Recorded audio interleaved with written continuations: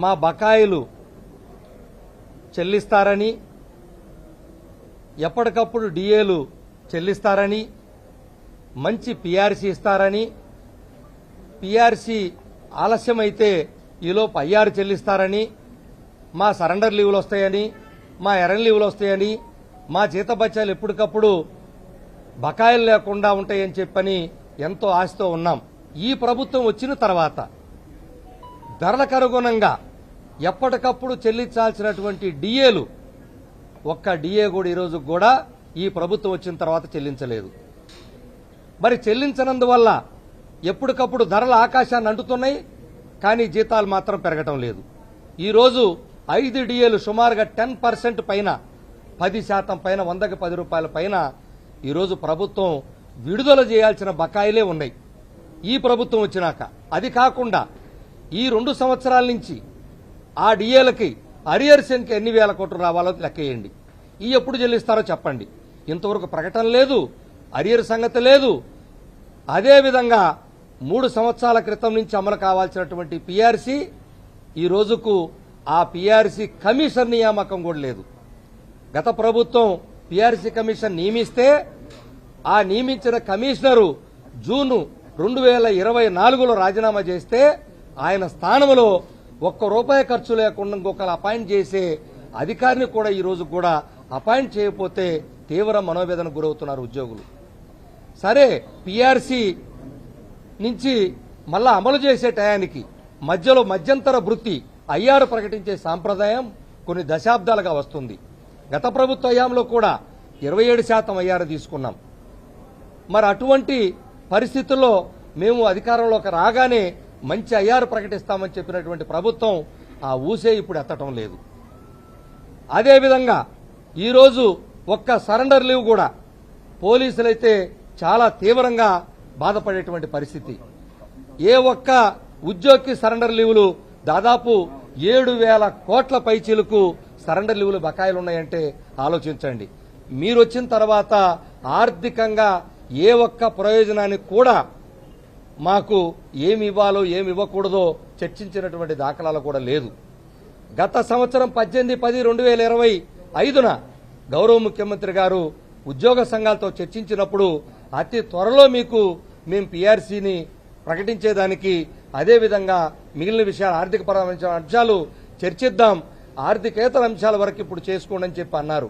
కానీ ఈ రోజుకు సంవత్సరంగా వస్తుంటే కూడా గౌరవ ముఖ్యమంత్రి గారు ఈ ఆర్థికపరమైనటువంటి అంశాల మీద ఎలాంటి చర్చ చేయకపోయినందువల్ల ఈరోజు ఉద్యోగులు, ప్రధానంగా రిటైర్ ఉద్యోగులు తల్లడిల్లిపోతా ఉన్నారు. ఆలోచన చేయండి. ప్రభుత్వం కూడా, ప్రజలకు కూడా అర్థమవుతాయి మేము చెప్పేవి కూడా.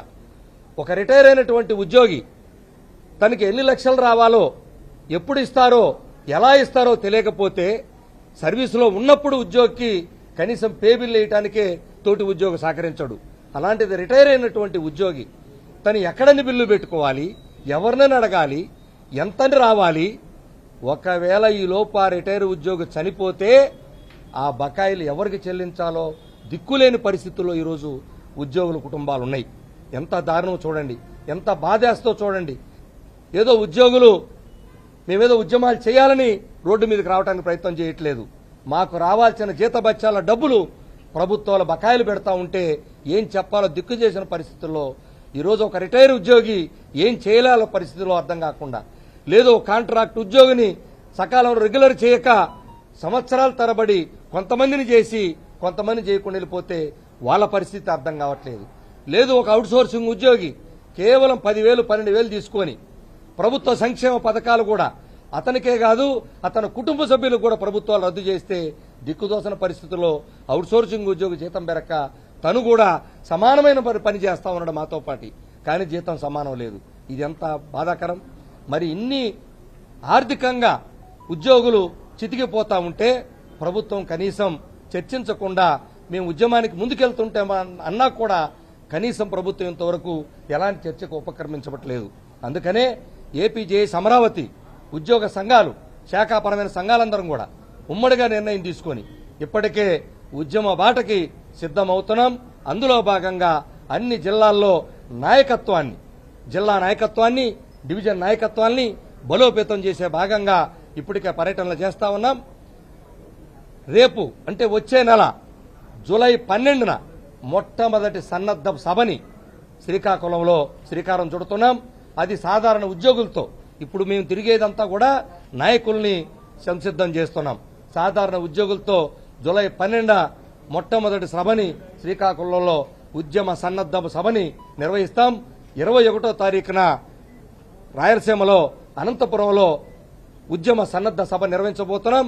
తర్వాత ప్రతి ఉమ్మడి జిల్లాలో కూడా సన్నద్ధం సభలు నిర్వహించి తద్వారా ఉద్యోగులకి ఆర్థికంగా, ఎందుకంటే ఎందుకు తిరుగుతున్నాం అనుకోవచ్చు మీరు, ఉద్యోగులకు తెలియదా అని తెలుసు, కానీ ఆలోచించే పరిస్థితిలో కూడా ఉద్యోగులు లేరు ఈ రోజున. ఎందుకని? వాళ్ళకి తీవ్రమైనటువంటి పని ఒత్తిడిలో నెట్టివేయబడ్డారు. ఆ పని ఒత్తిడిలో పెట్టి వాళ్ళు కనీసం వాళ్ళకి రావాల్సిన బకాయిల గురించి ఆలోచన లేకుండా చేస్తా ఉన్నారు ప్రభుత్వం. ఇది చాలా బాధాకరమైనటువంటి విషయం.